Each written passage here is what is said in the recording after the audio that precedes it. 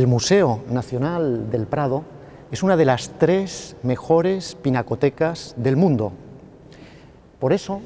podemos, entre otras cosas, estudiar e ilustrar los valores del ejército justamente a través de obras maestras del Museo Nacional del Prado. De hecho,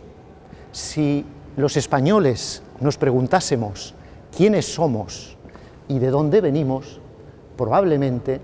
una de las mejores respuestas la obtendríamos aquí, en el Museo Nacional del Prado.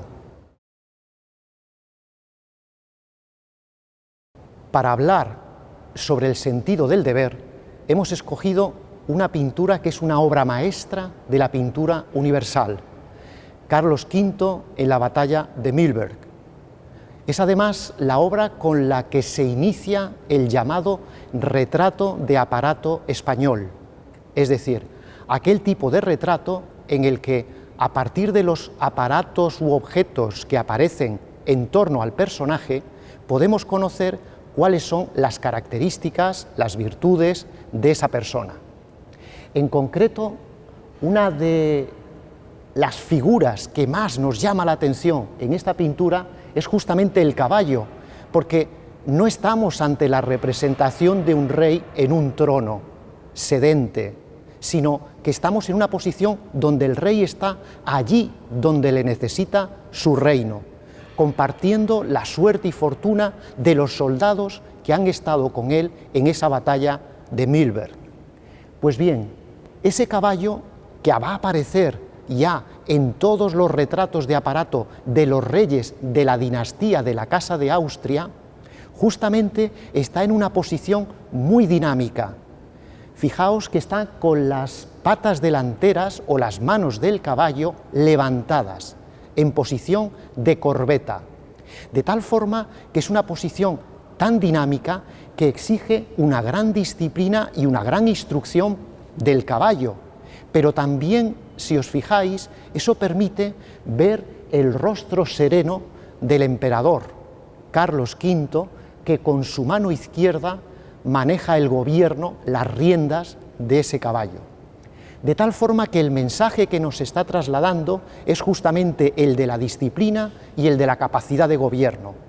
Pero hay otro aparato interesantísimo también en esta obra que nos revela de manera alegórica 3 características.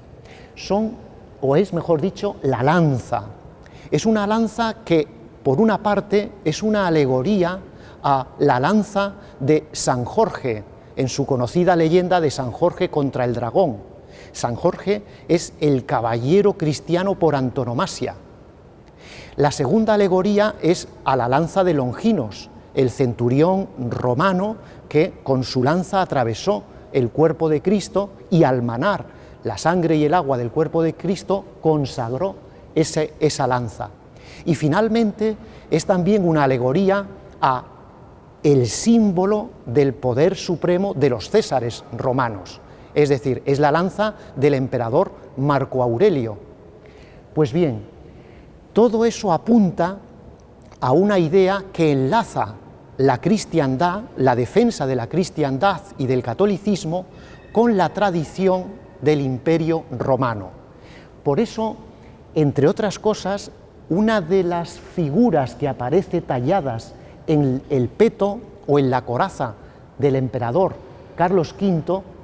que está oculta en esa banda terciada que tiene en el peto, es una figura de la Virgen María y el Niño Jesús, que podemos además contemplar verdaderamente en la armería del Palacio Real. Pero si el emperador Carlos V consigue además vencer a los príncipes protestantes rebeldes de sus reinos que se habían confabulado en torno a la llamada Liga de Esmalcalda, es importante saber que esa victoria en modo alguno fue ejercida luego como soberbia, como un gesto de soberbia por parte de Carlos V, hasta tal punto que de hecho a Tiziano le sugirieron que bajo las patas del caballo, dado que estaban levantadas, pintase a esos súbditos rebeldes vencidos. Y Carlos V dijo que no,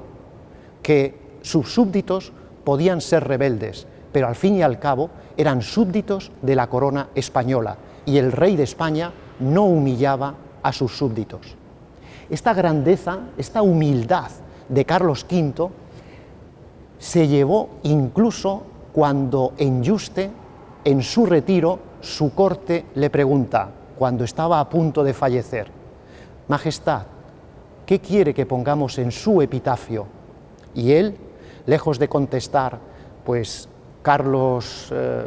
emperador de Sacro Imperio Romano-Germánico, rey de España, Castilla, Aragón, etcétera, etcétera, dijo que pusiesen lo siguiente: Carlos de Gante, soldado del tercio de Flandes, que siendo un muchacho luchó a las órdenes del valeroso Antonio de Leiva. Es decir, que como quiso pasar a la posteridad es por haber sido un soldado que tuvo el privilegio de servir a las órdenes de un capitán de los tercios de Flandes.